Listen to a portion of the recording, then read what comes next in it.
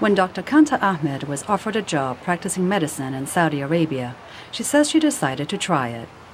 As a Muslim who grew up in the West, she says she welcomed the opportunity to explore her faith and the birthplace of Islam.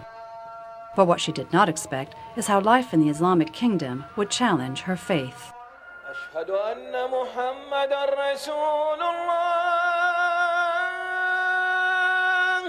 Dr. Ahmed began her Saudi life with a spiritual pilgrimage to the holy city of Mecca, a journey called the Hajj that all Muslims who can are expected to make at least once in their lives.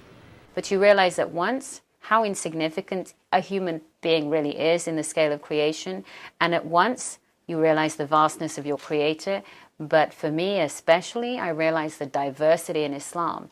And it's so extraordinary that that diversity is manifested year after year in the cradle of Islam, in the Kingdom of Saudi Arabia, which does not espouse diversity broadly in its own society.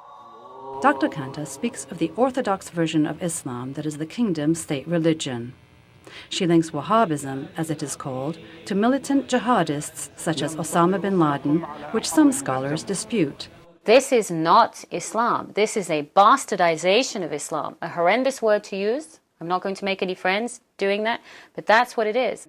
Reading from her newly published book, Shocked, I'd recoiled at the effortless anti-Semitism among my educated peers. Dr. Ahmed told a small but diverse audience at the National Press Club in Washington that living under Wahhabi law, so different from the moderate Islam she practices, inspired her to write about it.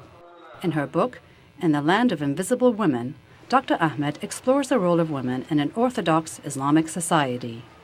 A woman cannot own a business without a male front, a male sponsor. Women cannot travel without some male permission.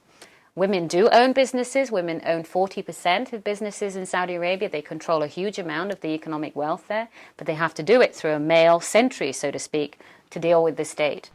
The director of the American Muslim Studies program at Georgetown University, Dr. Zahid Bukhari, says the lack of freedom for many Saudi women is not necessarily a religious issue. Basically, it's a cultural issue. It's not Islam. I don't see it as Islamic.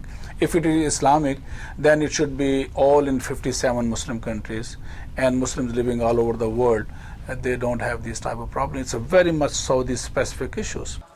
Though state-sponsored, Dr. Ahmed says she found many Saudis do not agree with Wahhabism, and she says many women and men are trying to bring about change. They're able to accomplish moderation and heterodoxy in a setting of sanctioned orthodoxy.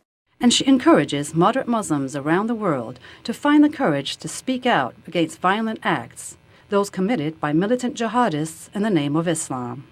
And I think Muslims need to ask themselves how their behaviors or their inability to protest behaviors or their willingness to condone behaviors, how is that reflecting on Islam?